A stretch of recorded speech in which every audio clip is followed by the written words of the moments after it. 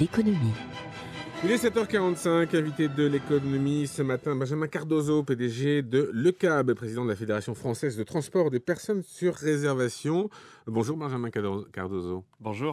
Alors aujourd'hui va être présenté à l'Assemblée nationale le projet de loi Thévenoud pour tenter de réguler les relations entre les taxis et les VTC.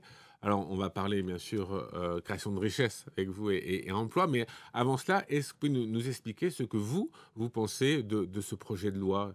Le projet est bon. L'ambition du projet, c'est de donner aux taxis des armes pour affronter l'avenir et de permettre de créer des emplois en augmentant le nombre de voitures sur le marché de la réservation. Le constat fait par Thévenoud est très simple. À Paris, on a 2,5 voitures par 1000 habitants pour faire du transport de personnes.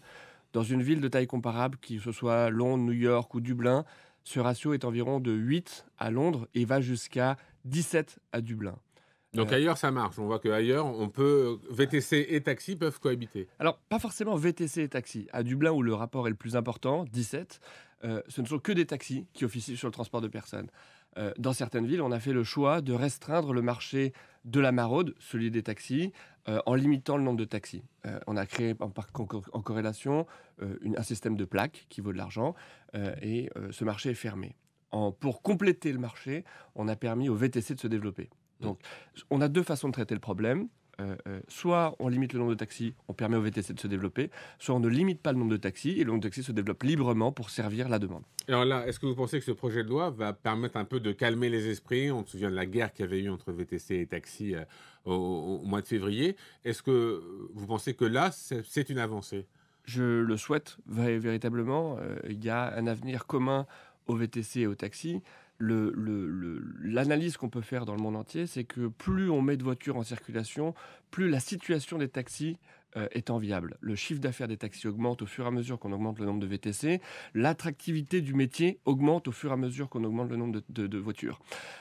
Même à New York, dans les 30 dernières années, on est passé de 10 000 VTC à 60 000 VTC. Le nombre de taxis est resté constant. La valeur de la licence taxi est passée de 200 000 à plus de $1 million. Donc on observe bien que ce n'est pas parce qu'on augmente le nombre de VTC que le système de plaques va perdre de la valeur. Bien au contraire, ça renforce l'attractivité pour ce métier de chauffeur taxi. Cela dit, ce projet de loi, Benjamin Cardozo, c'est quand même un frein à l'expansion du marché des VTC.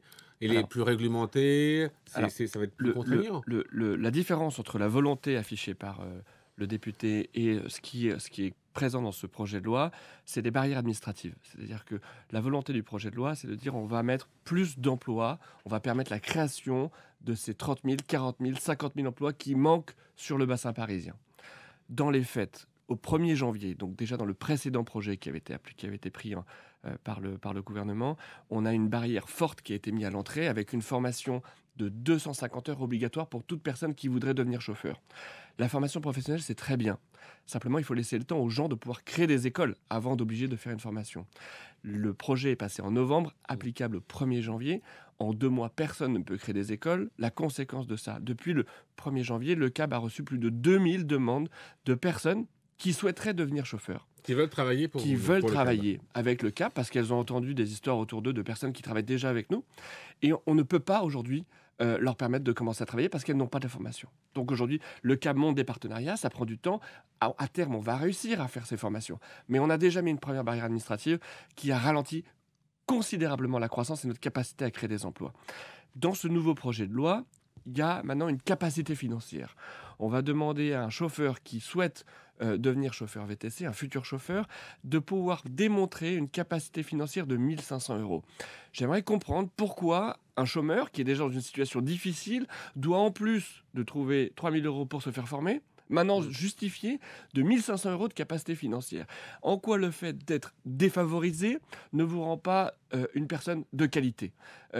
Pour moi, ça n'a absolument aucun sens. Ce sont des barrières qui s'enchaînent, qui se succèdent, qui rendent la croissance difficile et qui ne nous permettent pas de répondre à la demande de la clientèle et à la problématique de création d'emplois. Et qui freinent l'emploi alors que la demande est très forte. Considérablement l'emploi. Alors, qu'est-ce qui motive les personnes à appeler le CAB pour être chauffeur ? Combien est payé un chauffeur chez Alors, le cab en moyenne à peu pour près? faire très simple, un chauffeur qui travaille avec le cab gagne en moyenne, génère en moyenne 6 000 € de chiffre d'affaires par mois. Une fois qu'il paye ses charges, qu'il paye ses impôts, qu'il paye ses frais d'essence, d'assurance et de voiture, il lui reste environ 2 400 € net dans sa poche, auquel il faut ajouter l'utilisation d'une voiture pour son usage personnel, parce qu'elle est payée par son usage professionnel, ce qui équivaut à un salaire en bas, sur le bassin parisien, de 3 000 €. Donc c'est une situation véritablement, à mon avis, enviable et correcte pour des gens qui ont des diplômes assez faibles. Donc pourquoi freiner l'expansion? Pourquoi freiner cette expansion? Aujourd'hui, chez le cab, on arrive à faire quelques milliers de courses par jour, mais on bloque, on refuse de servir plusieurs milliers de clients par jour. Ces milliers de clients qu'on refuse de servir, c'est des milliers d'emplois qui sont aujourd'hui bloqués, qui pourraient être... Et vous refusez de servir parce qu'il n'y a pas les chauffeurs, il n'y a pas le Exactement. vous n'avez pas les capacités Parce qu'on n'arrive pas à trouver les chauffeurs qui ont cette carte VTC. D'accord. Qu'est-ce que vous souhaiteriez maintenant alors? C'est quoi la prochaine étape d'après vous? Qu'est-ce qui permettrait de faire avancer ce marché-là? Il faut un signe fort du gouvernement. Il faut que le gouvernement accepte de comprendre qu'on est dans une problématique importante de mobilité, que la problématique des 10 prochaines années, c'est comment est-ce qu'on réduit le trafic en ville. Donc il faut proposer des alternatives à la détention de voitures.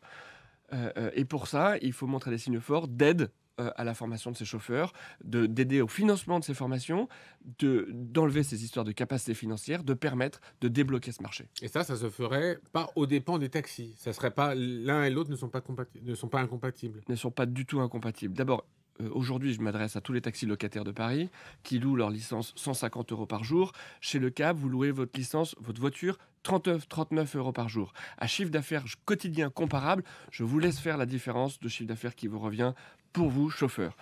Bon, et dernière question, Benjamin Cardozo, très rapidement. Sur la licence des taxis, il y a quand même un problème. On sait qu'elle coûte cher. Pour certains taxis, c'est quand même un actif qui va se dévaloriser. Ça ne va pas se dévaloriser. La licence taxi correspond à un fonds de commerce. Le fonds de commerce dépend du trafic que vous achetez. Le nombre de voitures en circulation sur Paris pour faire du taxi, c'est 20 000. À Londres ou à New York, il y a 20 000 taxis pour des marchés qui sont comparables. Donc par conséquent, l'augmentation du VTC qui ne sert que la réservation ne va en rien diminuer la valeur de cette licence qui ne sert que le marché de la maraude. Merci Benjamin Cardozo, PDG de Le Cab et président de la Fédération française de transport de personnes sur réservation, d'avoir été ce matin l'invité de l'économie sur Radio Classique. Retrouvez toute l'émotion des plus beaux opéras